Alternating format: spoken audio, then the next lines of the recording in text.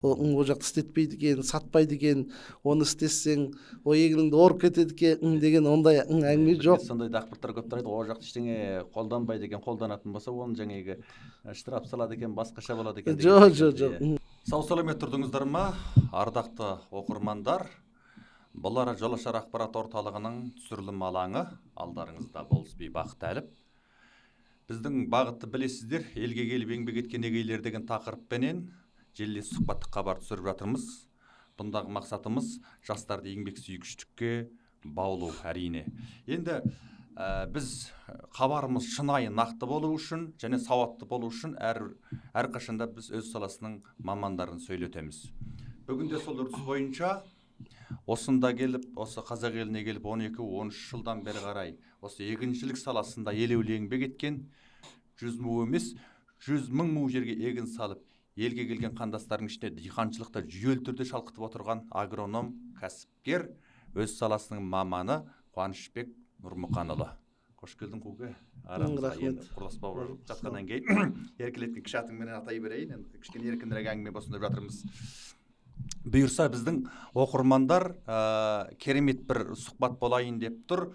Өйткені өздеріңіз көп сұрайтын сұрақтардың бірі Қазақстанға барғанда қандай дақыл егеміз, оны қалай сатамыз, қай облысына қандай дақыл егу керек деген сұрақтардың көп.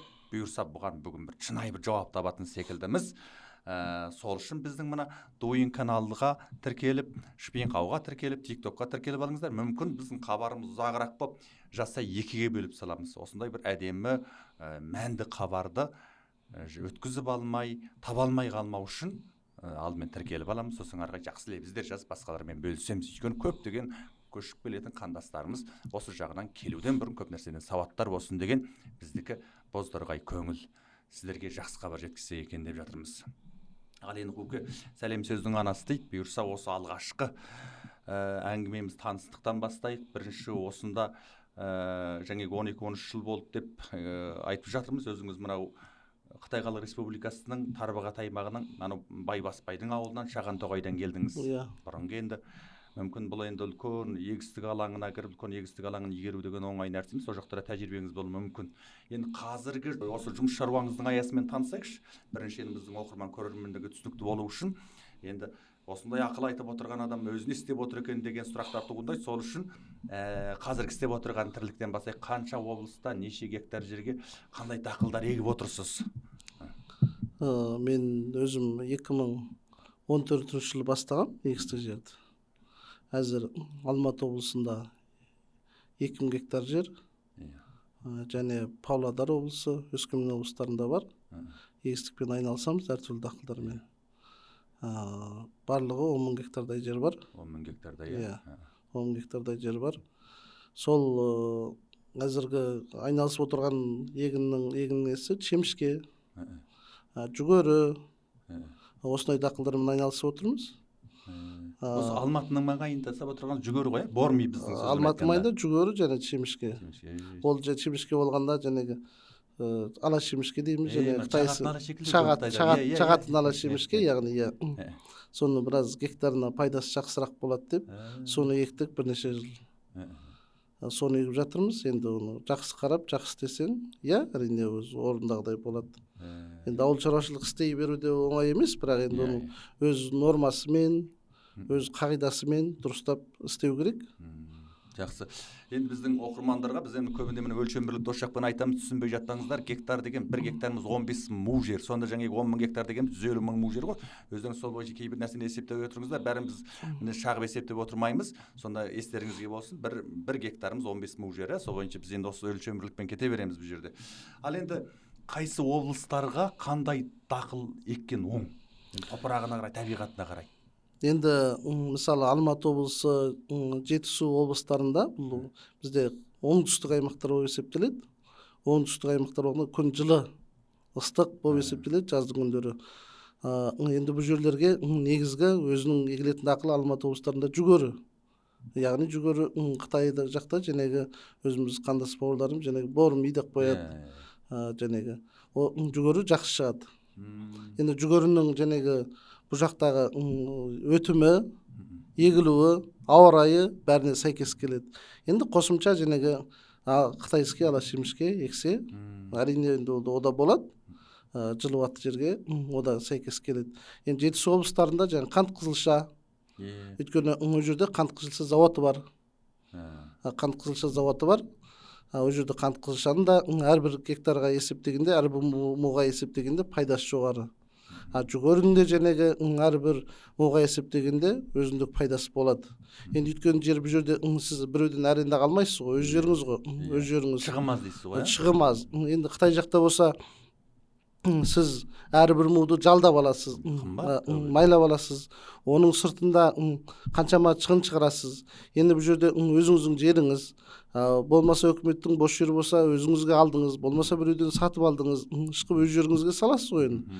Енді майға алып 1 жыл 2 жыл көрсеңіз де болады, енді о да арзан қымбат емес мысалы. Енді ол жерде әрбір дақылдың әрбір муға шығатын өнімділігі де ұқсамайды. Әрбір дақылдың әр муға көретін пайдасы да ұқсамайды. Жалпы беттік бір мудан бәләпай пайда көремін деп айта алмайсың. Енді өйткені әрбір облысқа қарай, әрбір астыққа қарай, әрбір дақылдың әр му жерге көретін пайдасы, шығыны әртүрлі есептеледі ғой. Енді ана Шығыс Қазақстан, анау Абай жақтарда қандай? Енді оның топырағы қара топырақтау болады ғой. Енді ол Шығыс Қазақстанда, Абай облыстарында және о жақта жер қара топырақты. О жақта көбінде халық жәнегі чөлге салады. Чөлге суармалы жер өте аз. Халық көбінде чөлге салады. Өйткені қара топырақты жерге чөлге астық жақсы шығады. Жақсы шығады. Ол жерде топырақ, қара топырақ әртүрлі қалыңдықта болады. Жәнегі жұқа қалыңдықта, терең қалыңдықта жәнегі. Кейбір жерлерде қара топырақ 40 сантиметр, кейбір жерлерде қара топырақ 70 сантиметр, кейбір жерлерде қара топырақ 1 метрге дейін мысалы. Енді ол жерде негізі егілетін дақыл о жақтарда жәнегі бидай, арпа, май шемішке келді. Өйткені неге дегенде ол жерде бидай, арпа, май шемішке алатын заводтар бар.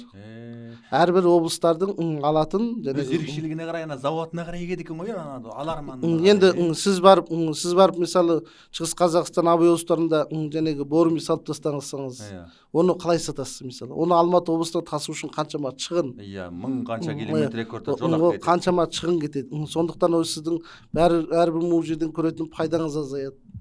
Сондықтан әрбір облыста қандай завод бар, сол қандай астық шығады, қанша жылдан бері сол жерде не егіп отыр, не сәйкес келеді, соған қарай өз облысында солай жұмыс істеу керек. Енді өз Қытайда да солай ғой қарасаң. Мысалы сауанда мақ егеді, чәушіктерде жүгері егеді. Мысалы лаз егеді, анау мақта заводтары бар. Енді чәушіктерде мысалы мақта завод жоқ қой мысалы. Түгел жүгері егеді жәнегі борми. Сол секілді бұл жақта да сондай. Мысалы Алматы облыстарында жүгері заводтар бар. Жүгері ексеңіз қабылдайды, сатып алады. Шығыс Қазақстандарда, Абай облыстарында шемішке ексеңіз, бидай арпа ексеңіз, заводтар бар, сатып алады. Май заводы бар. Май завод бар, барлығы бар, заводтар бар. Кез келген астық ексеңіз, шығарсаңыз, өнім қылып өсірсеңіз өтеді. Өтпейтін астық болмайды. Павлодар жақташы. Павлодар мен Петропавл, о жағында сіз Павлодарға салдыңыз, о жағының топырағын екен, ауа райы кішкене суықтау болмай ма? Не өседі екен? Павлодар облысы да негізі солтүстік аймақтар ғой, жәнегі Шығыс Қазақстан, Абай облысы, және Өскемен, Семей, Павлодар, Петропавл бәрін енді бір характерде деп айтуға болады. Ауа райы мен топырағы ұқсас болады. Бәрі топырағы да ұқсас келеді, ауа райы да ұқсас келеді. Енді біреуі сәл салқынырақ болады, біреуі сәл жылырақ болады. Бірақ негізі салқынырақ болып есептеледі барлығы. Өйткені барлығы салқын жер. Өскеменіңізде салқын жер, Семейіңізде салқын жер, Павлодарыңызда жәнегі салқын жер, Петропавлыңызда солай. Оның барлығында жәнегі бидай, арпа, май шемішкелер өсіреді. Енді Павлодарда бізде Қазақстан бойынша картоп өседі. Аты бар, Павлодардың картопы, Қарағандының картопы деп жүрсіз. Ол енді біздің бүтін республикада картоп өседі. Бұл жерде картоп өсіреді. Картоп бүтін Павлодардан шығады. Өйткені оның ауа райы, оның жәнегі топырағы картопқа сәйкес. Сондықтан ол жерде жәнегі Павлодарларда да бидай, арпа, май шемішке картоп өсірсек, ол жерде дұрыс келеді. Жақсы өнім Енді ол жақта біз ала шемішке көрдік, бірақ сәйкес келмеді. Суық болғандықтан, қар ерте жауып, жауын шашын күзде көп болғандықтан жаңағы ала шемішкені жыртып жібереді екен. Салқын жерлерге енді сәйкес май шемішке болады. Өйткені жаңағы май шемішкенің басы жаңағы ол енді жұқа болады. Оның үстіне май шемішке мықты нәрсе. Құрғақтау болады. Иә, ол құрғақтау болады. Mesela бүгін жауын шашын болса, 1-2 күннен шауа беруге болады комбайнмен, кеуіп кетеді. Ала шемішке жаңағы қытайский шағатын. Ол өзі мақта секілді ба? Ол өзі мақтасы қалың болады, басы жуан болады. Ол енді адам жейтін нәрсе болғаннан бітей су болса, оның қабығы ұшып, сыртыққа реңі кетіп қалса, ол өтпейді. Сондықтан оны бір жылуатты жерлерге егу керек екен де, салқын жерге қатты ол сәйкес келмейді. Енді оны өзіміздің қандас ағайындар келіп істеп жатыр ғой. Енді ол жағын байқап диққат қылса болады. Біздің де сол жағынан сауаттандырып жатырмыз ғой, өйткені көп сұрайды. Одан кейін мына өзіне жаңа Петропавл жаққа, мынау Ақмолаға солай барамыз деген қандастар да көп тізімделіп отырғанда бұйырса. Солар да көп сұрайтын. Біз енді ол жағынан агроном болмаған соң, тәжірибеміз болмаған соң, сізді арнаулы шақырып, осыған жаңағы сұрағына жауап беріп отырғанымыз сол. Рахмет, енді алыстан келіп әрі деген уақыт тауып біздің студиямызға келіп жатқан заман осы көрермен атынан рахмет айтамын өзіңізге. Кез келген адам бөлісе бермейді тәжірибесімен де оны әрбірінен кейін.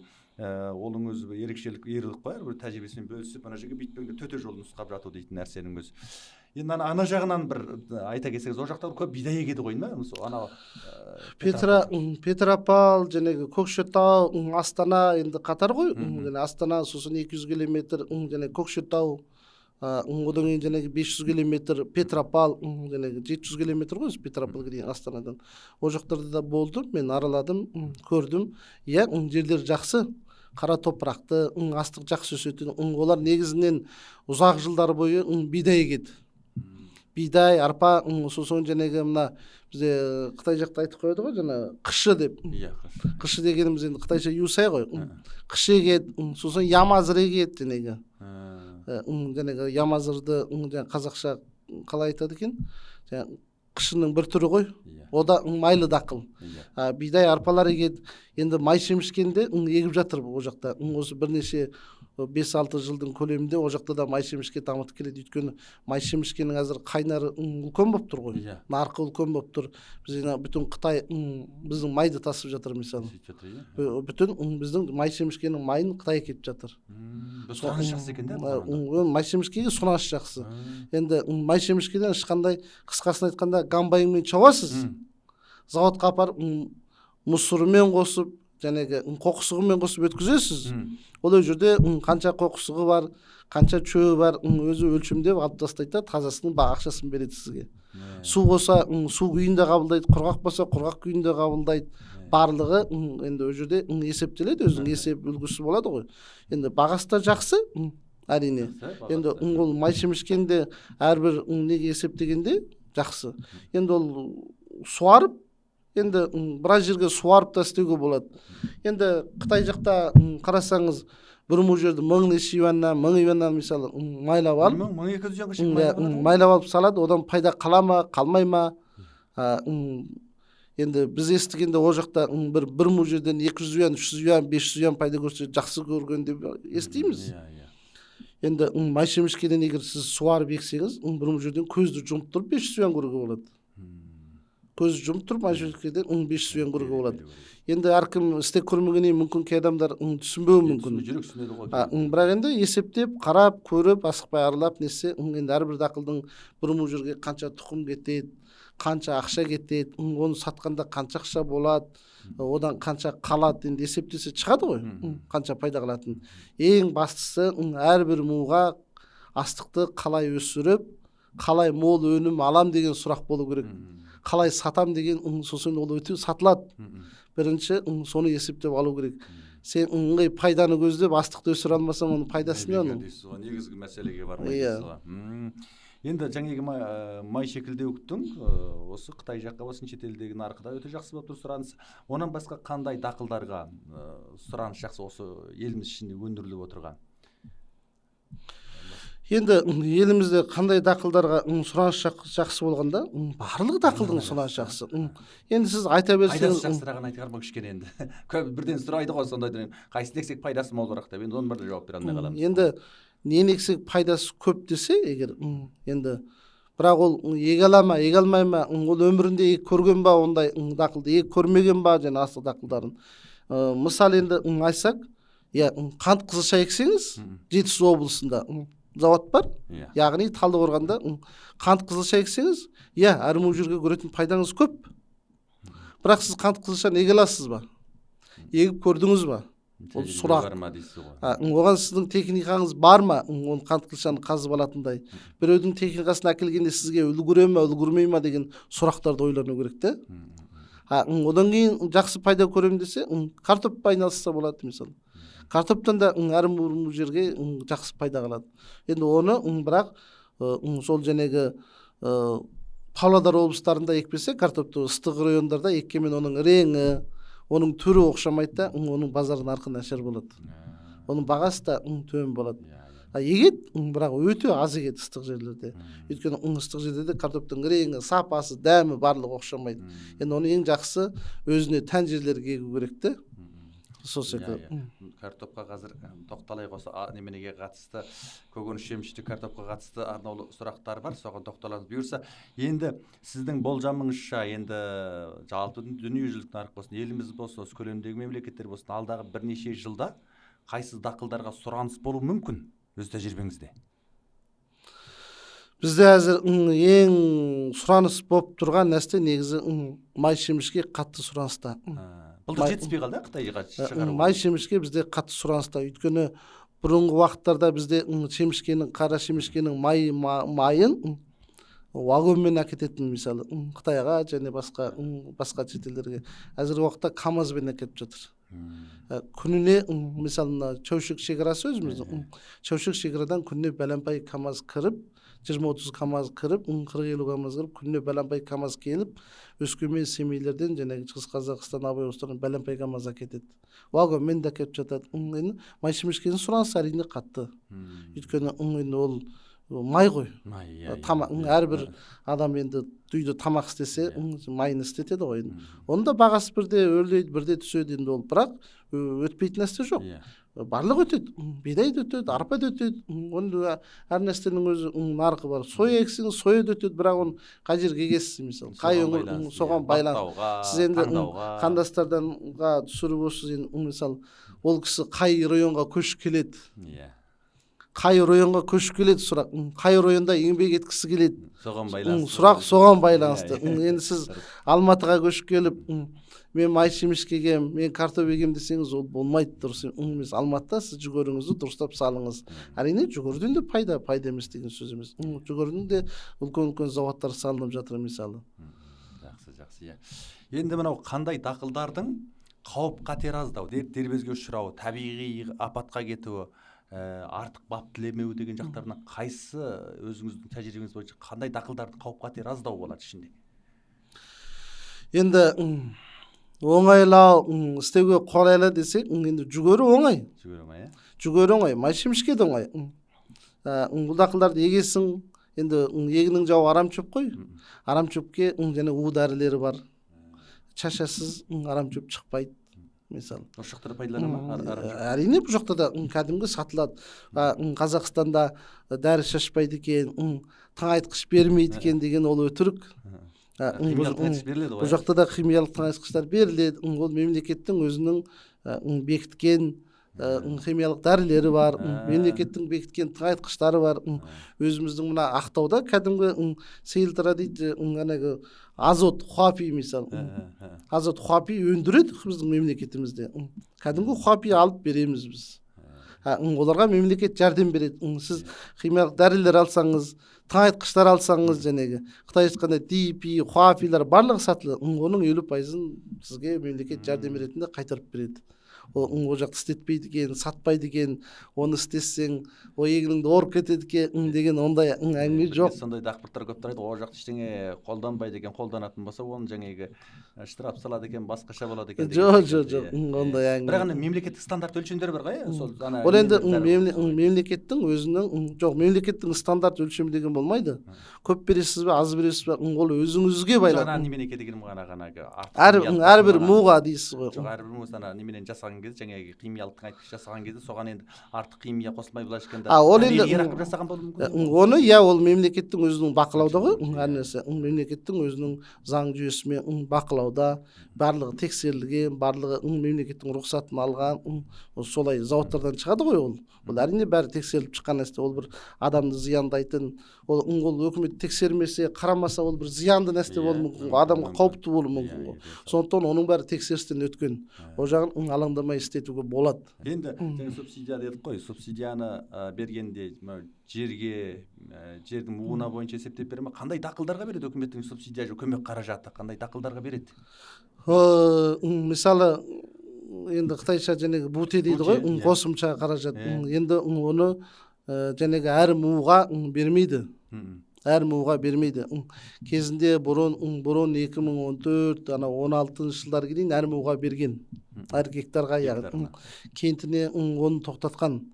Осы уақыттарда әрбір килограмм астыққа береді. Алған астыққа береді. Алған астыққа. Сіз қанша көп өнім алсаңыз, сонша көп қосымша қаражат аласыз. Берілетіні бар, берілмейтіні бар оның ішінде де. Мысалы, жүгеріге береді. Жүгеріге бір мөлшері тиынмен бір 25-26 тиын береді. Және 18 теңге мөлшерінде. Енді Қытай ақшасын есептегенде 25 тиын болып келеді. 25-26 тиын болып келеді. Мысалы, неге береді? Қант қызылшаға береді килограммына. Осындай өзінің беретін дақылдары бар. Оның үсті барлығына бере бермейді. Беретіні бар, бермейтіні бар. Бірақ химиялық дақылдарға, тыңайтқыштарға 50%-іңізді оны көтереді. Енді жаңағы сіз тамшылатып суару дейді ғой, қытайша дигуан орнатсаңыз өкімет қолдайды. Ол енді бертінге жалпасы оған қатты жақсы беріп отыр ғой ме жалпы? Дигуанға енді сізге жаңағы 80% қайтарып береді. 80% қайтарып береді. 80% кеткен шығыңыздың 80%-ын қайтарып береді. Оның барлығын енді құжатын, барлығын заңды рәсімдесеңіз 80% қайтарып береді. Ана жаңбырлатып суару дейді, соған да тамшылатып суару екеуіне де бере ма? Бәрі суару жүйесі ғой. Суаруды қолға алып жатыр екен ғой неге жана сонда? Енді бізде осы оңтүстік өңірлерде су тапшы ғой. Оңтүстік өңірлерде су тапшы болғандықтан чөлге салғанмен шықпайды. Суды үнемдеу жағына көшкен екен. Суды үнемдеп, әрбір гектарға, әрбір муға жаңағы өнімділікті арттыру үшін өкімет қолдап отыр ғой. Бізде өкімет бізде қатты қолдайды ауыл шаруашылықты. Ауыл шаруашылыққа кез келген нәрсе көмектесіп отыр. Көктемде егінге кредит алып салуға болады, және пайызы 4%, мысалы 5%, төмен пайыздармен. Жәнегі мал алсаңыз, малды да 10 жылға сізге кредит беріп отыр. Сіз енді ауыл шаруашылық барынша қолдап отыр ғой. Тек еңбек ету сіздің мойныңызда ғана. Еңбек ету, егер сіз еңбек етсеңіз, сол малды сатып алып баға алсаңыз, егінді алып еге алсаңыз, өкімет сізді қолдап отыр. Ешқашан қолдамау деген жоқ. Біз өзіміздің жалқаулығымыздан көрмесек,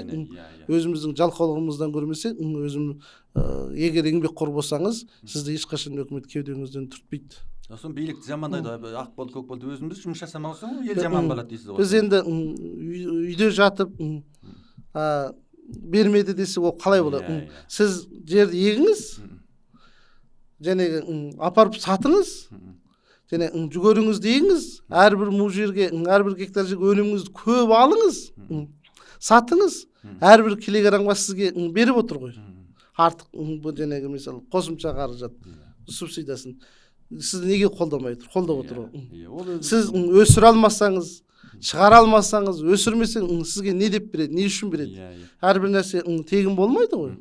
Қысқасы өзіңіздің әкеңізде, өзіңнің туған әкеңде қорадағы малдың шөбін салмай қойсаң үйден қуып шығады, кет деп. Енді еңбек етуің керек қой. еңбек етпесең қалай болады? Иә. Сөйтіп өзіміз еңбек етпей жалқаулығымыздан кедей болсақ, оны өкіметтен көріп бәрін бөліп беріп тастамады деп билікті жамандайтын бізде әзір үрдіс қалыпты. Бұл жатып жерлікке әкеле жатқан дүние. Сол үшін әрбір еңбектену керек, ол жағын қуаттаймыз. Жақсы. Енді мына ауыл шаруашылық техникаларына қалай? Комбайн, трактор, басқа да сондай техникаларға субсидия қалай жаңағы жасырын бутиз жағы? Бізде енді жәнегі бутиз жағы қосымша қаражаттары мемлекетте, өкіметте заңдар әр уақытта өзгереді. Бұрын Қытайдан әкелсеңіздер, шетелден әкелсеңіздер барлығына жәнегі 25%, 30% субсидиясын берген. Әзіргі уақыттарда енді беріп жатыр, тек Қазақстанда жасалса. Қазақстанда мейлі Қытайдың тракторы болсын, мейлі Американың тракторы болсын, мейлі Германияның тракторы болсын, ол Қазақстанда жасалған болу керек. Қазақстанда жасалса, сізге 30% қаражатын қайтарып береді. Ол не үшін дегенде, ол біз отандық өнімді қолдау. Отандық өнімді қолдап, отаны мемлекетімізде заводтар көп болу керек қой. Халық жұмыс істеу керек қой. Қаншама заводтар салынса, қаншама халық еңбек етеді, жұмыс істейді. Енді ол мемлекетке салық төлейді, барлығы енді ол қолдау ғой. Ода оның бәрін өкімет есептеп біліп отыр ғой. Білмей тұрған жоқ қой. Өте керемет. Сондықтан енді әзір не көп, саудагер адамдар көп. Сырттан барып, Қытайдан барып, болмаса шетелден барып 5 трактор алып келіп сатам десе, сіз ана заводтың бағасымен жарыса алмайсыз ғой. Ол заводтың бағасы бірден арзан болса, бірден 30%-ын қайтарса, сырттан келген сата алмайды. Әрине Қазақстанның өнімін қолдағаннан кейін барлығына да пайдалы, халыққа да пайдалы, істеген жәнегі адамға да пайдалы, өкіметке де пайдалы, барлығына тиімді қылып жасаған ғой қысқасы. Өте жақсы. Мына осы өте маңызды сұрақтарыңдар. Бізден қыруар адам сұрайды. Жаңағы осы екінші малшы өзіміздің ауылдастар көбі техника трактор әкелсе, комбайным бар, тракторым бар, соны шекарадан қалай өткізген барғаннан кейін ол керек еді деген секілді. Ал өйтетін болса, сол жаққа сатып жіберіп осы жерден сол ақшаға алып, жаңа 30% жеңілдікпен осы жақтан алу кішкене икемді секілді ғой. Болады, иә. Өзі қымбат қой ол жақта деген секілді. Иә, енді оны Қытай жақта техникасының бағасын сата алса, ақшасымен алып келіп осында алса, тіпті сата алмаса енді жәнегі салығын төлеп алып келсе алып келіп өзінің қолында дүние болса, өзі енді сырын білсе, трактор ескі ма, жаңа ма, қай жері бұзық емес, енді темір ғой, бұзылады. Білсе, алып келіп істесе, ода болады, енді өзінің дүниесі ғой. Енді шекарадан өткізіп тұр ғой, өткізмей тұрған жоқ қой. Кәдімгі салығын төлейтін кіргізіп істесеңіз, ода өзіңізге бір көлік. Әрине. Енді мына шығыс жақта болсын, солтүстікте болсын, барлығы осы чөл дақылдарын көбейгетті. Бұл жер сонда топырағының құнарлығына жоқ су жетіспеу ма, бұны нақтылы қалай түсінеміз? Ол жер су жетіспегендіктен солай чөл дақылдары неге ма сонда? Жоқ, енді оны былай айтуға болады. Бізде негізі мемлекетімізде жәнегі чөлді дақылдарды көбейгетті. Көбейткенде қай өңірлерде десек, енді барлық жерлерде бар, бірақ соның ішінде біздің жәнегі Шығыс Қазақстан облысы, Абай облысы, және Өскемен, Семей дейді ғой, және Павлодар, Петропавл, Көкшетау, Қостанай, бұл өңірлерде жер қара топырақты болады. Жер қара топырақты. Яғни қара топырақты жерде астық суармасаң да шығады. Суармасаң да шығады. Енді қара топырақ жақсы жерлерде, мысалы, сіз суарып ала алмайтын өнімді, суарып тыңайтқышын беріп ала алмайтын өнімді сіз суармай аласыз. Егер қара топырағы жақсы қалың болса, қара топырағы сондай құнарлы болған жерлерде, мысалы, ол өзіміздің Өскемен жақтарда, мысалы, бұрын Зырян деп айтады, қазір Алтай өңірі, немен Қанас жақпен шекараласып келеді ғой. Алтай өңірі, жәнегі Өскеменнің 4-5 аудандары бар, өте қара топырақтар қалың, өнім мол болады ол жақта. Әрбір ол жерге сіз суарып ала алмайтын өнімдерді ол жерде алады қысқасы. Суармай ала беруге болады. Суармай алады. Өйткені кішкене ылғалдау да ғой. Енді қара топырақ бірден ылғал жібермейді. Екіден құнарлы. Енді үйде гүлді қара топыраққа өсіреді, өзіңіз білесіз. Сары топыраққа гүл өсірген көріп пе едіңіз? Анау әрбір мемлекеттік мекеменің алдында да қара топырақтарды әкеп таудан ағаштарды егіп қояды, қарасаңыз жайлаудан алып келеді сол қара топырақты. Неге дегенде қара топырақ енді ол құнарлы болып тұр да. Сондықтан қара топырақта және шөлге салуға болады. Ол енді шөлге жақсы қара топырақты жерің болса, әрине суармалы жерге шығын көп. Әрине жақсы.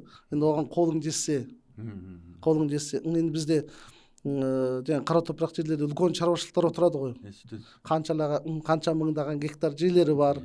Bir шаруашылыктын өзү 10 мың, 20 мың, 40 мың, 50 мың гектар жери бар. Жылына 20-30 мың гектар жерге май чемишке салат. 40 мың гектар жерге бидай кеп отырганды көрдүк. 40 мың гектар жерге бидай салат. Ол карапайым нерселер, ол өтө көп мындай. Өйткөнү биздин жери көп кой. Жери жетеди го энди. Канча әлемде канчама орунду уштап тур. Канчама жазык.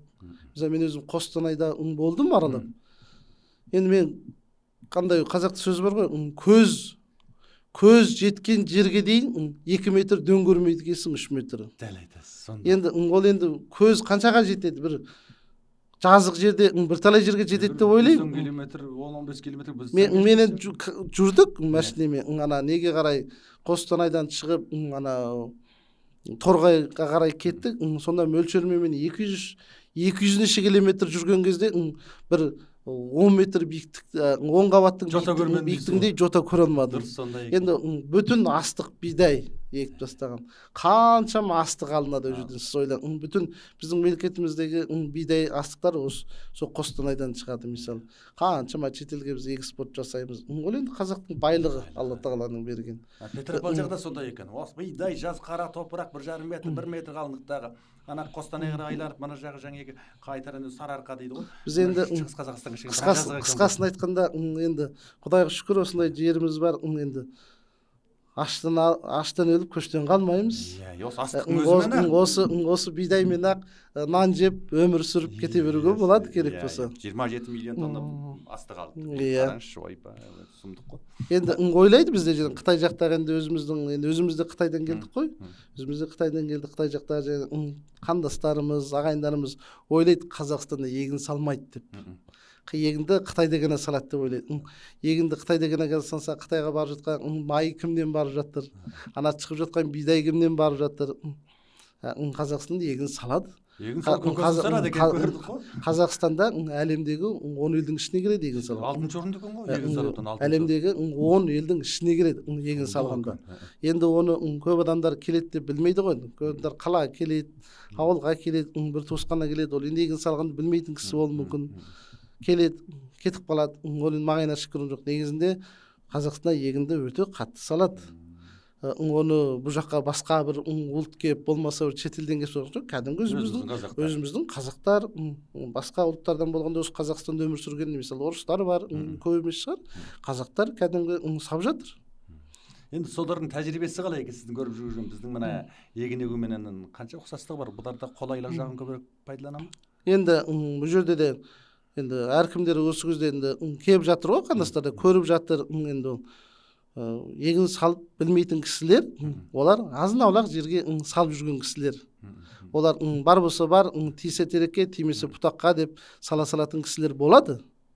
Ол біраз 20-30 гектар жері бар, бірнеше жүз мың жері бар кісілер сөйтіп сала салады. Ол мән бермейді. Бірақ үлкен шаруашылықпен 1-2 мың гектармен айналысып отырған шаруашылықтар, олар қатырып отырып өте ғылыми жасап, ғылыми істеп салады. Олардың жәнегі агрономы бар, олардың басқару жүйесі бар, барлығы бар, қатырып отырып істейді. Өйткені дұрыс жасамасаң, сенің компанияң яғни банкрот болады. Күйрек кетуі мүмкін. Сен 40-50 адам жұмыс істесе, 20-30 адам жұмыс істесе, соның бәрі тегін істемейді ғой. Қаншама ақшаға, айлыққа жұмыс істейді. Сондықтан дұрыс егіп, дұрыс шығармасаң, ертең зиянға кетесің. Сондықтан оның бәрін дұрыс істеуге тырысады. Енді бізде жолдың жағасынан және көретті ойымда егін дұрыс шықпап, бұлар өтірік салады екен, ойбай сөйтеді екен дейді. Ол бірнеше адамның істеп отырғаны да ол.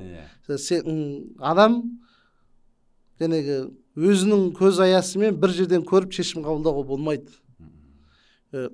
Көп сұрап, көп қарап, көп көріп барып шешім қабылдау керек та. Бір жерді сразу жетіп барып, бір жерді көрсе, бұл жақта осылай салады екен ғой деген ол дұрыс емес ол. Мысалы сіз қарасаңыз, Талдықорған жақта жүрсеңіз, қай жерде қант қызылша сап жатқанын айналыңызшы, таба алмайсыз. Ешкім қант қызылша сап жатқан жоқ сияқты. Және немнен таңлауы. Бірақ күзде барыңыз әзіргі уақытта. Сиретте тұр ғой. Жүздеген ГАМАЗдар жүретте тұр. Қайдан келіп жатыр? Әрине салып отыр соның бәрін. Өсіру ол бір адам дүниесі емес. Қаншама шаруашылықтар салып отыр. Мысалы. Енді оны енді не бар ғой, сырын білмеген жерді толық білмейсің ғой. Ол үшін сен ойлы шұңқыры бар деп, енді оны сіз бір жерді білу үшін, қарау үшін бір районға барғаннан кейін оның батысы қайсы, шығысы қайсы. Енді қысқасын айтқанда басқа білмейтін, өзің тұрған ауылың болса, батыс қайда екенін білесің ғой. Енді білмейтін ауылға барғанда сұрайсың, батыс қайда деп. Күн қайдан шығады деп. Сондықтан бір жердің батысын, шығысын, оңтүстігін айырып, оның қанша ауылы бар, оның қанша жері бар, қанша мал шаруашылығы бар, қанша егін шаруашылығы бар, оның бәрін қарап білгеннен кейін барып сен білесің. Сен жетіп барып, мына жер болмайды екен деген ол болмайды, ол қарап көру керек дұрыстап. Су қайнары қай жақта деген бәрін. Енді олардың тәжірибесі кішкене ғылымилырақ па деп мен ойлаймын, осы жергіліктердің ана топырағын шегім тексеріп жаңа барлығын сөйтіп жүйеленіп көріп істей ма деп. Өте ғылыми. Бізде кейде аздап қара дұрысындық болады біздің өзіміздің. Бізде енді қалай істеп болады, енді бізде жаңағы Қытай жақта білеміз ғой, енді білмейміз емес. Қытай жақта әрбір му жерге өсіріп отырған астықтар жақсы өнім алады, білеміз. Бірақ ол кісілер просто және Қытай азаматтар ғой, енді Қытай жақта өзіңіз білесіз, шыны керек қазақтар егінмен айналыспайды. Қытайда менде жерім бар. Үйде отырып арендаға бере салатымыз. Үйде отырып бір дафан жейді, кафеға барып жейміз де, жаңағы тоқтауымызды жасап, ақшамызды алып кете беретіміз, мысалы. Енді Қытай азаматтары жаңағы ол жерде еңбекшіл болғандықтан соған басы-қасына қарап, ол енді оны осы жаққа келіп білдік қой. Ол Қытай азаматтары мықтылығынан болмаса білімінің көптігінен екпейді екен. Мен соны білдім. Олар ана көршісі қанша қай уақытта жырса, сол уақытта жыта салады екен жерді. Көршісі 5 килограмм қопи берсе, ана артық 1 килограмм бере салады екен. Көршісі дәрісі, анау да дәрі салады екен. Көршісі қай магазин алса, сол магазин ала салады екен. Ау қалай алды, маған солай берді деп мысалы. Бұлар енді тілі бір. Қытайша жазу таниды. Қытайша тілі жетіп тұр. Сондықтан көршісі қалай істесе, солай істесе, көршісі қанша өнім алса, о да сонша өнім алады. Анау суарса, анау да суарады, анау жапса, анау да жабады. Соны былай солай істеп үйренген қысқасы. Ал енді шынайы агрономдық оқыған, егістікке шынайы жәнегі ғылыммен қарайтын білімі бар деп мен толық Қытай азаматтарын айта алмаймын. Әрине бар ол жерде де, небір ғалымдар бар. Бірақ ол өзіне тән жерлерде, өзіне тән компанияларда бар. Қарапайым ауылдағы, мысалы бір ауылда 10 қыстақ болады, 10 қыстақтың барлығы агроном деп айта алмайсыз. 10 қыстақта мысалы 10.000 адам болса, 10.000 адамның бір 5-6 мықты агроном болу керек. Қалғанның бәрі қарапайым адамдар ғана ана несі соны істей береді. Бізде құрамын зерттеп, оған біздегі компаниялар оны өте қатты қарайды, өте ғылыми қарайды. Өйткені енді ол жақта жер аз салады ғой. Бізде көп салады, сондықтан өте зерттеп, өте ғылыми қарамаса ол болмайды ғой. Сөйтіп топырақтың дымқылдығын рәсми аспаппен тексеріп тұрады екен, оның топырақта рәсми түбінде құрт бар ма деп соны тексереді екен. Соның барлығын сөйтіп тексеріп тұрады екен. Өте ғылыми қарайды. Енді сіздің картоп сәбіздіре еккен болуыңыз керек, енді әртүрлі дақылдар егіп жүргенсің. Енді осы картоп егудің енді азынаудағы әркім бақшасын егіп алады ғой, өзі жейтін. Бірақ анау үлкен көлемде егу, бір қарасаң енді салмақтарда пайдасы жақсы болғанмен осыны сақтау жағы кішкене адамды қорқытады, түсіп кете ма, көктеп кете ма деген секілді. Осы жағында қаншалық тәжірибе бар? Картоп мен ектім. Картопты алғаш келген жылдары 3 жыл айналысқан мен. Кейіннен май шемішкемен айналысып кеттім. Бұйырса келер жылы қайта картоп бастайық. Өзім бастайын деп отырмын Павлодар өңірінде. Енді картопты жәнегі қалай естек болады? Онда егу үшін техника керек. Жәнегі егетін картоптың селкасы керек. Оны қазып алатын комбайн керек. Оны қолмен істеуге келмейді. Қолмен істесең, ол азын-аулақ жерге жарайды. Сіз сұрақ қанша жерге егесіз? 100 мың жерге ма, 1000 мың жерге ма, 200 мың жерге ма, өз жағдайыңа қарай. Қанша пайда көргің келеді? қанша ақша салғың келеді. Енді оның да қауіп қатеріне адам әр нәрсеге үңіліп қарайсың ғой. Енді әрине картопты сіз әшейін ектің, егіне дереу бірақ сатып жіберемін деп ойласаңыз, енді ол болмайды. Бір 30-40% сатып жібересіз қазір жатқан кезде. Қалған 50-60%-ын складқа тығасыз. Енді өзіңіз склад жоқ, не істеу керек? Ол жерде кәдімгі картоп сақтайтын арнайы складтар болады. Әр райондарда бар. Соған сіз бірінші картопыңызды егіп, шығарып, жақсы өнім болатыныңызды білген кезде, сол складтармен жаңағы арнайы картоп сақтайтын склад бар. Жаңағы оның жаңағы температурасын теңшейтін, солармен кәдімгі қытын отырып, тоқтам отырып, барлығын жасап, алдын ала килограммына қанша ақша кетеді, барлық қанша ай сақтайсың жасап, сататын сатып жіберіп, қалғанын кейін складтан ақырын күнделікті сатсаңыз күнделікті сатасыз, сатпасаңыз сақтап қойып 3-4 айдан кейін сатасыз. Енді оны базар нарқына қарай өзіңіздің идеяңыз. Енді ол нарықты ешкім айта алмайды. Мүмкін көктемде ол қатты қымбат болады, мүмкін көктемде ол қатты арзан болады.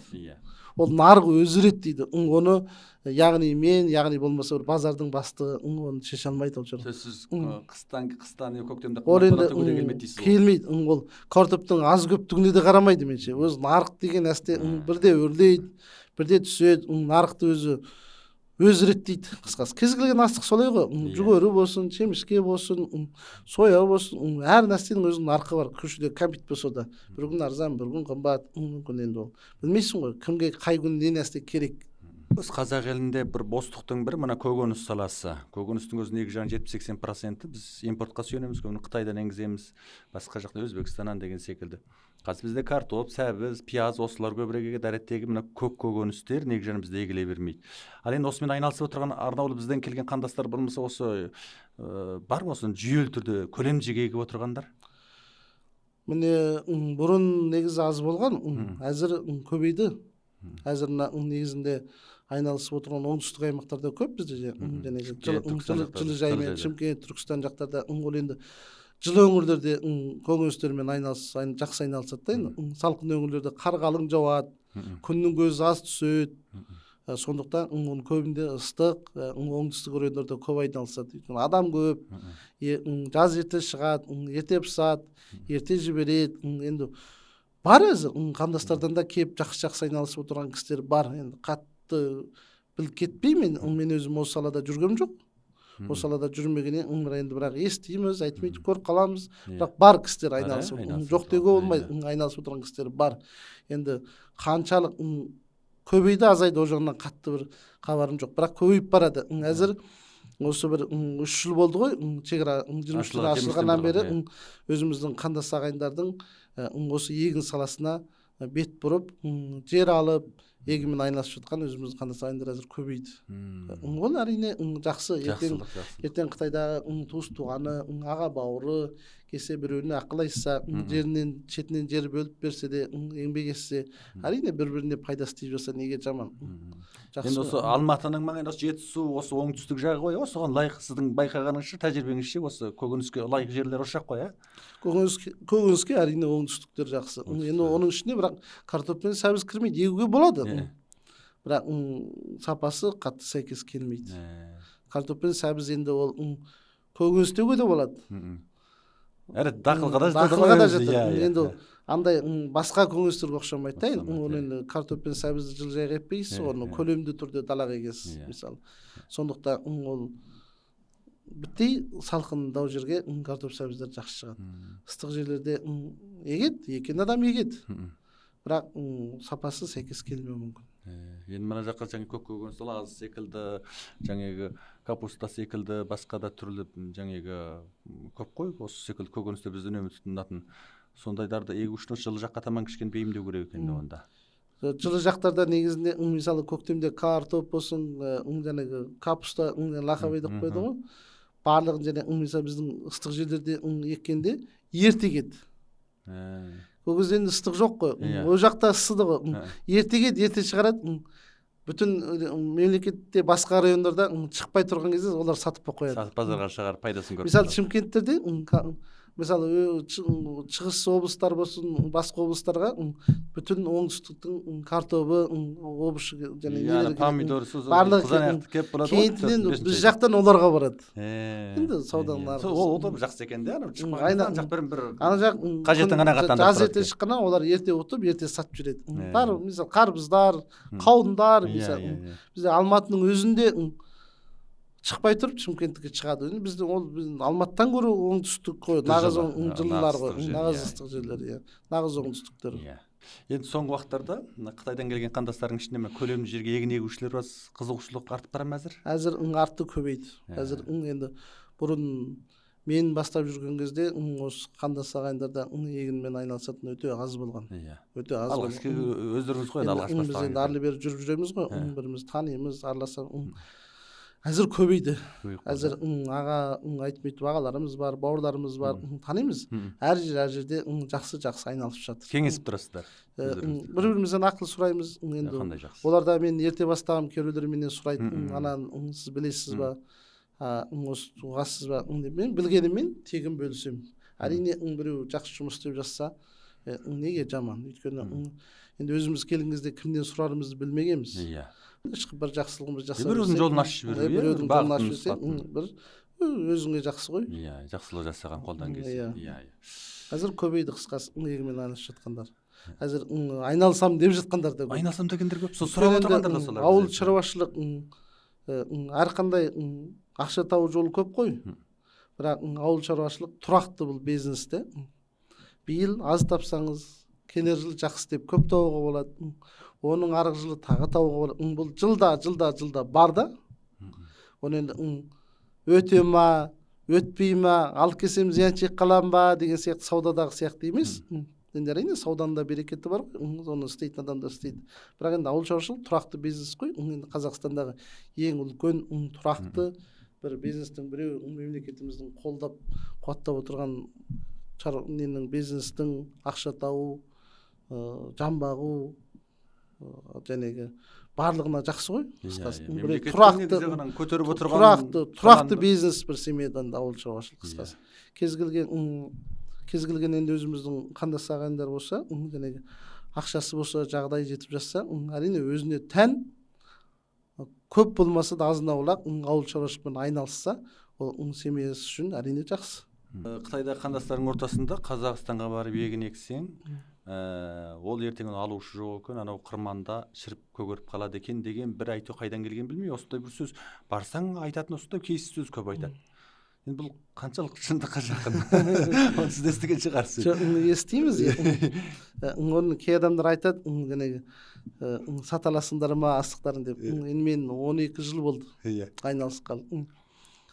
Далада шіріп қалған астық мен көрмедім. Бар ма? Ол өтеді. Бар болса өтеді. Енді ол шіртіп алу деген енді ол өзіңе байланысты. Мүмкін бір нәрсені сен дұрыс істемесең, бір жерге сататын жерге жеткізе алмасаң, өзің білмесең сататын жерді мүмкін. Бір азын-аулақ ал, тастап қойып, бір жерге кетіп қалсаң тойлап. Ол сен келгенше бұзылып кетуі мүмкін. Сол үшін енді дұрыс қарасаң, ол шіріп кетеді екен, өтпей қалады деген, ол енді ол өтірік нәрсе. Түйірін қалдырмай алып кетеді дейсіз ғой, бар болса. Өтпейтін нәрсе жоқ. Бар ма? Барлығы өтеді.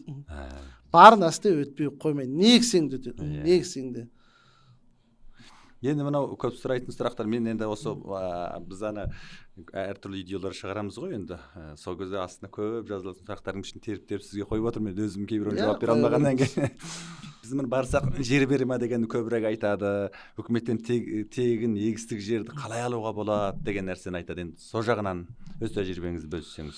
Енді менің көзқарасымда, менің білгенде ол қай облысқа барады бірінші.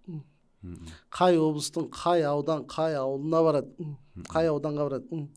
Сол барған жерде өкіметтің қорында ақ жер бар ма?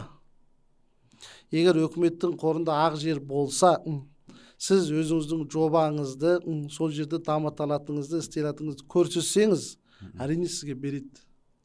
Береді. Істейін деген адамға береді ғой. Өкімет сізді қолдайды. Істейм, нақ жобаңызды, нақ өзіңіздің сенімділігіңізді көрсетсеңіз береді. Егер ақ жер болмаса, ол біреудің жерін тартып алып сізге бере алмайды. Соған да қарау керек дейсіз Ол ғой, қай жер өйткені, бар сіз деген. жерді алғаннан кейін сіз заңды түрде қорғаласыз. Ол сіздің жеріңіз ғой, біреуге Иә. бермейсіз ғой. Енді әзір мына жер игермегендер бар. Мысалы көп жер алып алып бұрын ойбай игерем салам деп алып алып өзіміздің қанаса ағайындарда да бар игермей жатқан. Енді солардың жерін қайтарып алып енді біреуге беріп жатыр. Мысалы әзір бұрын 49 жылға беретін, әзір мысалы 10 жылға жасап жатыр. Неге дегенде игермесең жерді қайтарып алып енді біреуге беру, енді ол дұрыс Уақыт ұстамау керек қой, тағы біреуге беру, істеймін деген біреуге беру керек дейсіз ғой. енді ән істетемін деп енді мүдде ғой бәрі үшін адам қиғысы келмейді, не бауыр. өзі істемейді, не біреуге бермейді, ондай бізде де көп енді бар. Бірақ ол енді ол нақты істеймін деген адамға жер бар болса береді, қысқасы. Қандай шарттар бар енді көшіп келетін ағайындар осыған дайындала келсе, мысалы жер беру үшін, алу үшін қандай шарттарды әзірлеу керек, үкімет жағынан қойылатын талаптар не жекеге? Өкімет сізге талап, жалғыз талап қояды сізге. Сен егінді сала аласың ба? Егер аласың ба? Шамаң жете ме? Жетпей ме? Сұрақ сол. Не дайындау керек оған? Оған енді жыртатын тракторыңыз болу керек. Чау болатын комбайныңыз болса әрине жақсы. Болмаса көршінікі бар. Болмаса біреуден жалдап аласыз. Енді болмаса ақшаңыз болу керек. Сол жерге ертең тұқым сатып аласыз. Сол жерге ертең жұмсайсыз ғой, енді химия дәрі сатып аласыз. Соған біз ақша қорыңыз болу керек. Ақша қорыңыз болу. Енді ешқандай негіз жоқ, қалтаңызда ақша жоқ, енді ол мен әшейін жер салам деген болмайтын шығар енді. Шындыққа жанасың.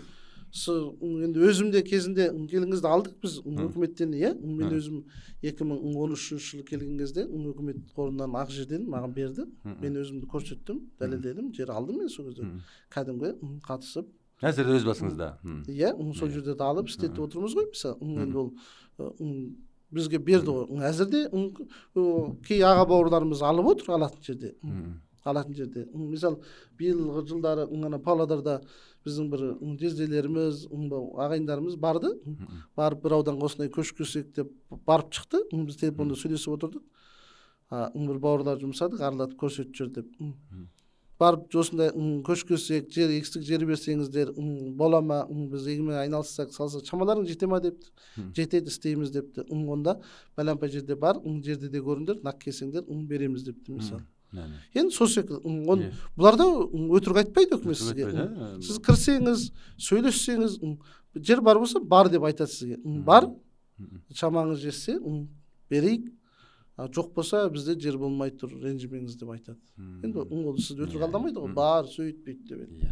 Енді бір қойылып жатқан сұрақтың бірі, өз жердің дейді ананың орғаннан кейін сабан топаны болмаса сол секілді сабақтарын оны қалай мал азығына пайдалана ма, жоқ сол жерде қала ма, қалай пайдаланады? Мысалы қыруар неше мың гектар жерлердің дүниелерін қалай пайдаланады дейді. Енді көптеген жерлерде жаңағы мысалы бидай, арпа, чемішке ғой. Енді бидай, арпа, чемішке. Енді өздері сабан қып жасай, сабанды жаңағы ұрлондап дейді, жаңағы даболап алатын компаниялар да бар. Енді ол миллиондан гектар жерді даболамайды енді. Өзіне керегін алады. Керек емесін оның өзі жоқ өртемейді. Енді ол бәлемпай 100 мың гектар жерді қалай өртейсіз? Ол өртеу деген енді ол Қытайда бір аз жерді өртейді. Бірақ жинап алып деймін. Бұл жақта жаңағы оның өзі тыңайтқыш шөптің өзі. Оны және арнайы шанайтын аппараттар бар ғой енді дамыған. Шанап топыраққа сіңіріп жүреді. Анан ұнтақтап барып сіңіріп жібереді екен шанап. Енді комбайнның өзі әзір бидай шапқан кезде артынан ұнтақ қылып түсіреді. Енді оны тағы ұнтақтаған кезде ол топыраққа сіңіп кетеді ғой. Тыңайтқыш өзінде қала береді дейсіз ғой. Біз жақта бәрі сатылады ғой. Ол жерде қалмайды ғой бізде. Мәселе астықтың өзі неше түрлі. Бәлемпай 100 мың жерге егетін астық бар, екпейтін астық бар. Оны да парықтау керек. Мысалы Алматы облысы өңірлерінде жүгері, яғни борми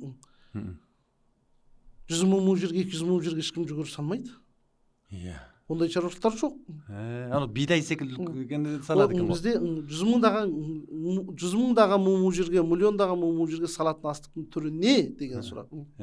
Бидай, арпа, май шемішке, жәнегі ямазыр, қышы ғой.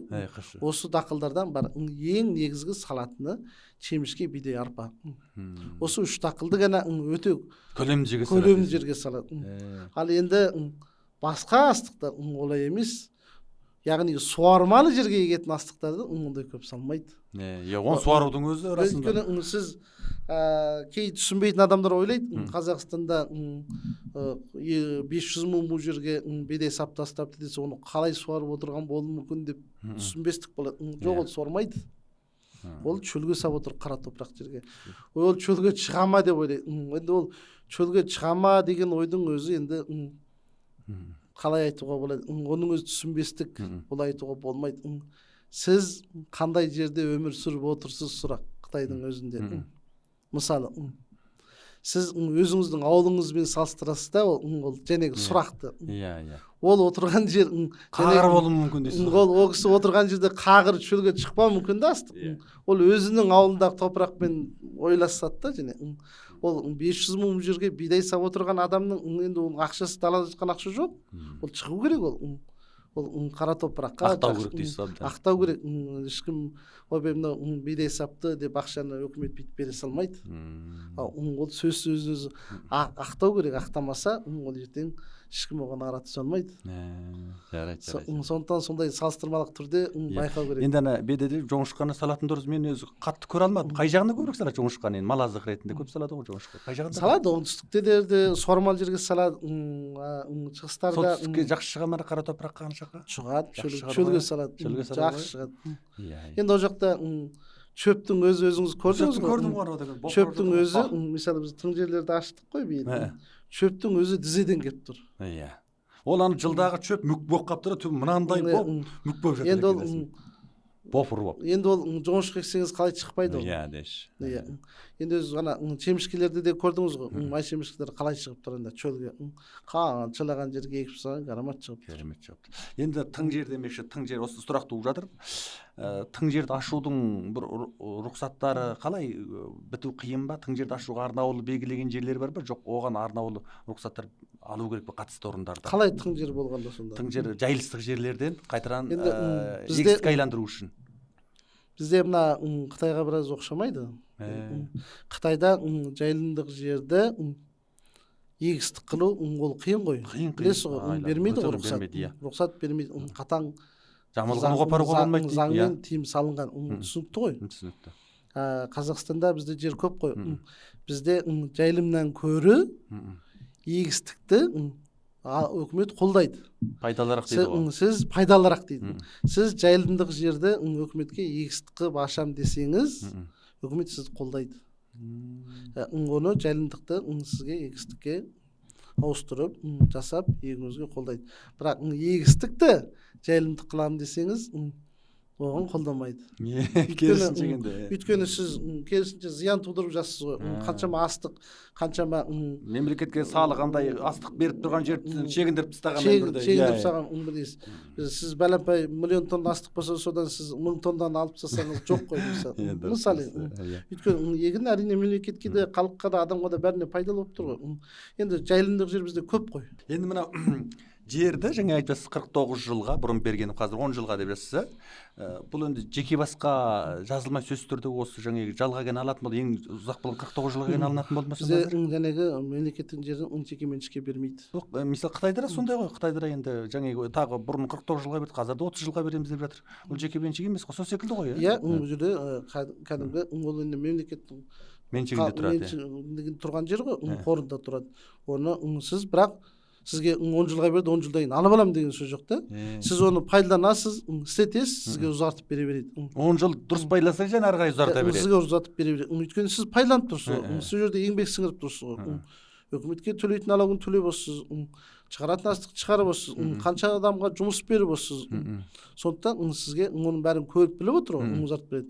Ал 10 жыл бойы істемесеңіз, әрине сізге жоқ деген сөз. Қанша уақытта алып қояды? Мысалы, бір уақыт шегі бар ма? Мұндай уақытта салмасаң қайтаран мемлекетке қайтарасың деген. Қазір уақыттарда айтып жатыр, 3 жыл, 5 жыл салмасаң қайтара аламын. Ақыстасаң қайтын алып қояды мемлекет. жатыр ғой, иә. Кайтарып алып жаткан жерлерде сол экен го, эге алмагандар. Азыр көптөгөн жерлер кайтарып алып жатат го, Кайтарып алып жайылымдык болсун, эгистик болсун, Енді сатып жаңеги өзі 10 жылға алған жерлердің сонун көйүнө өзүнүн басына оның жаңеги төгүн акелет, жаңеги суаруу куазык трубаларын акелет, сонун көйүн барып башка бирөөгө сататын жагдай болсо 49 жылга жалга алган жерлерде. Сонда азыр бир нактылуу бир наркын биле аласызбы? Канча көлөмдө мисалы? Эмнеси? Жердин багасы. Әр жерде, әр Енді түрлі бізде заңда былай көрсөтүлгөн, жанагы бізде өзүмүздүн өкмөттөн алган жер бар го. Егер убакыты 5 жылга толса, мисалы сиз бир жер алдыңыз өзүңүзгө, 50 гектар жер алдыңыз.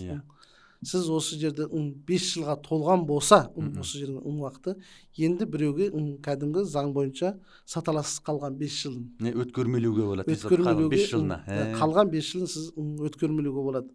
Енді 49 жылдык жер болса, калган 45 жылын өткөрмөлүүгө болот. Мисалы, ога өкмөт уруксат берген. Тек 5 жыл болу керек. 5 жылга дейин сатууга болмойт, өткөрмөлүүгө болмойт. 5 жыл убакыт өтүү керек. Енді жердин багасын сатып алуу десеңиз, енді ол әр гектарға байланысты, топырағының құнарына байланысты, қалаға жақын алысына байланысты, суы бар жоғына байланысты, енді бір бағамен кесіп айтуға келмейді. Бір баға, бірақ енді бір жақсы жерлер миллион қалай енді юанмен айтсаң, бір мың жер 1000 юан, бір мың жер 1000 юаннан жақсы жерлер алуға болады негізі. Сатып алуға. Қалған жылын сатып алуға. Сұрап жүрген. Өзіңізде жер бар ма сататын енді? Жоқ, менде сататын жер жоқ. Өзіме жетіспей жүр дейсіз ғой. Енді мына жерге жаңегі 49 жылға алсақ та мейлі өзі жылда төлеп тұратын лайықты мемлекетке бажысы бар. Енді ол аса жоғары емес шығар, осында көп сұрайды бізден. Жоқ, бажы көп болмайды. Қанша гектарына қалай есептеледі ал? Енді өзің есептеу, бухгалтер есептейді оны. Бухгалтер есептейді. Есептеу мөлшерімен енді айтсақ, сіз егер сізде бір 5-6 мың жеріңіз болса, жылына бірнеше 1000 юан төлейсіз. Емес екен, 5-6 мың жерге бірнеше мың. 1000 юан төлейсіз ба, 5-600 юан төлейсіз ба, көп емес. Өкімет бәріне жағдай жасап қойған. Қысқасы ауыл шаруашылықпен айналыссаңыз зиян шекпейсіз. Ауыл шаруашылыққа қатты жәрдем беріп, қатты көңіл бөліп отыр екен ғой онда. Жақсы. Енді жаңегідерден бастап біз біраз дүниені айттық қой, анаға мынаған субсидия, көмек қаражат береді деп. Басқа біз айта алмай қалған қандай көмек қаражаттар бар енді? Сіз алып отырған болмаса, маңайыңыздағы кісілер алып отырған, сіз естіп жатқан деген секілді. Қандай көмек қаражаттар бар? Анау машинаның бензиніне шекім сондай, трактордың саларкесіне шекім береді деген. Енді ауыл шаруашылық бойынша жәнегі енді қысқаша айтсақ, сіз сәнеркі істетесіз ғой, көктемде күзде. Оны өкіметте арзандатылған сәнерке деп айтады. Яғни көшедегі сәнеркеден бір 30-40 дейін парк қылады. Кейде 50 дейін парк қылады. Соны аласыз. Көктемнен күзге дейін істеткен химиялық дәріңіз, тыңайтқыштың барлығына 50%-ын қайтарып аласыз. Яғни бір 100 мың юанға алсаңыз, енді 100 мың юан аз ақша емес қой. Соның 50 мың юанын сіз қайтарып аласыз. Енді 50 мың юанын қайтарып алсаңыз, неге жаман сізге? Бұның бәрін істетіп, өз қалтаңыздан ақша шығарып істетіп болғаннан кейін сол талонына апарып ақшаны соның папияны өткізіп барып қайтарып аласыз. Папияны өткізесіз, кәдімгі сатып алған папияңызды өткізесіз, папиямен қайтарып аласыз. Міне. Барлығы папиямен ғой, талондары бар, барлығы. Оның сыртында ауыл шаруашылығы жаңа тракторны жергілікті сатып алса 30% енді жәнегі одан кейін техника, егер жер алсаңыз, жеріңіз болса, тракторлерді 10 жылға қарызға алуға болады. 6% қарызға алуға болады. Алдына төлейтін бар ма, алдына? Төлесеңіз де болады, төленбесеңіз де болады кейбіріне. 10% төлесеңіз болады. Егер сомасы өте көп, миллион юаннан асып жатса, 10% сұрайды. Жай 200 мың юан, 400 мың юан болса сұрамайды.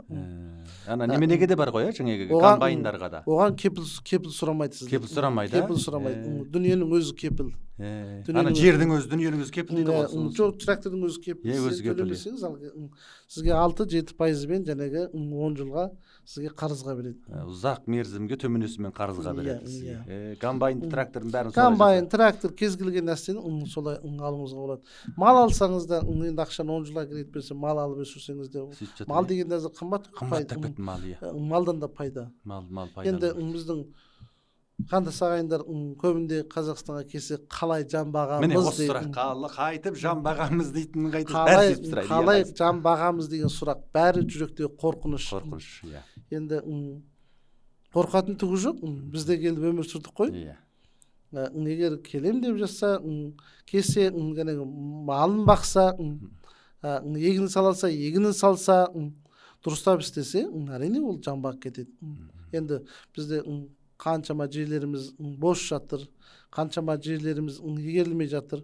Малын бақса да болады, егінін салса да болады. Істесін. Бізде қарапайым ауылдан келген халықтар енді қалаға келіп бизнес жасаймын, сауда жасаймын дегенмен енді өмірі сауда жасап көрмеген, жасай алмайды ғой. Жасай алмайды. Бәрі сол Астана мен Алматыға тығылып алады да, мына жерде қымбатшылық құрнады, сонымен сондықтан енді ауылдан келеді, бәрі Алматыға келіп алады. Енді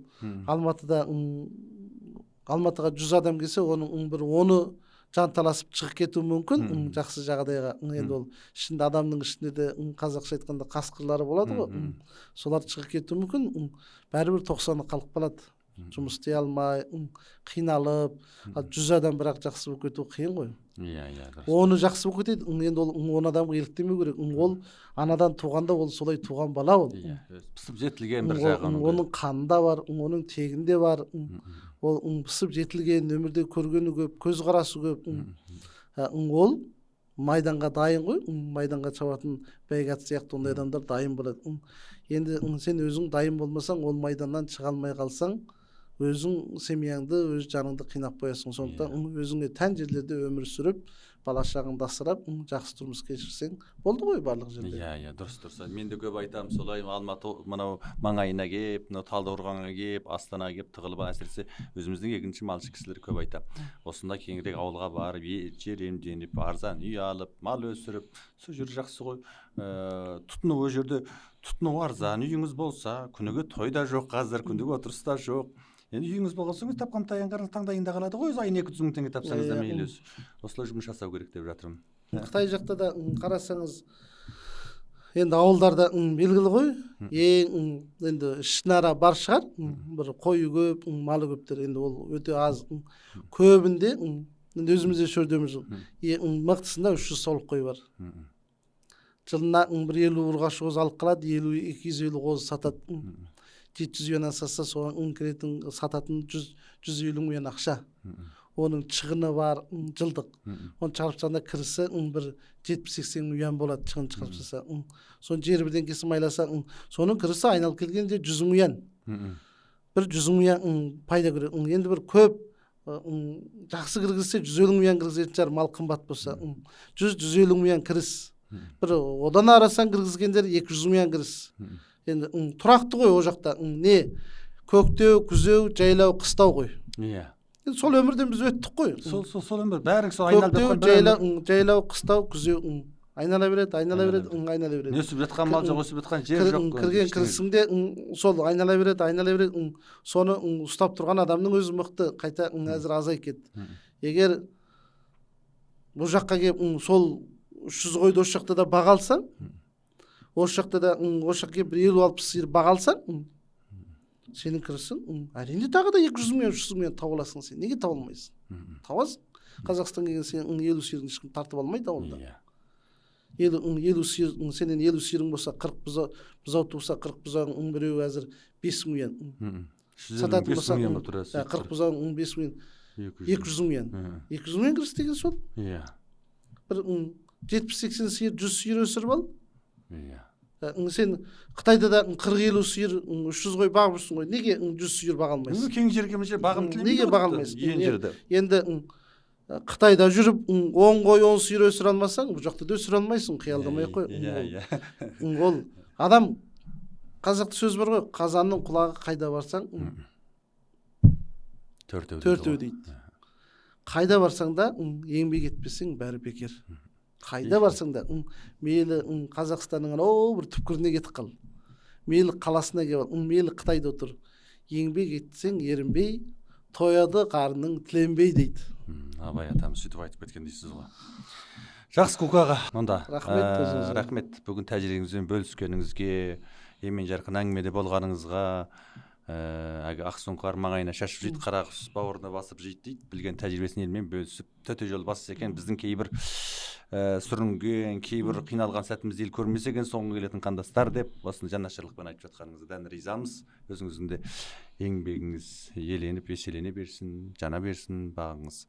Жақсы, бүгінгі біздің шығарылымды осы жерде үзуге тура келіп жатыр. Уақыт байланысымен бұйырса алдағы жерлерде Қуаныш мырзамен және де енді сұрақтарыңыз болып тағы да білгілеріңіз келіп жатса, және де ұсыныс етіп осы ортаға шақыруға барымыз. Ол үшін астына жақсы лебіздер, жақсы сұрақтар қойсаңыздар, сіздердің сұрақтарыңызға тағы да біз құл көңілінен жауап іздейміз. Біз сіздерге ылғи әр саланың өзінің жетекші мамандармен, білгірлерменен сұхбат жасаймыз. Оны біз бәрін біз білеміз деп айтсақ, ол артық болар. Сол үшін неге ол ақпаратымыз шынайы болады, ақпаратымыз дұрыс болады. Сіздерге сауатты дұрыс ақпарат берсек деген бір жанашырлық. Жалғап таратыңыздар, тіркеліңіздер. Келесі кездескенше сау саламат болыңыздар.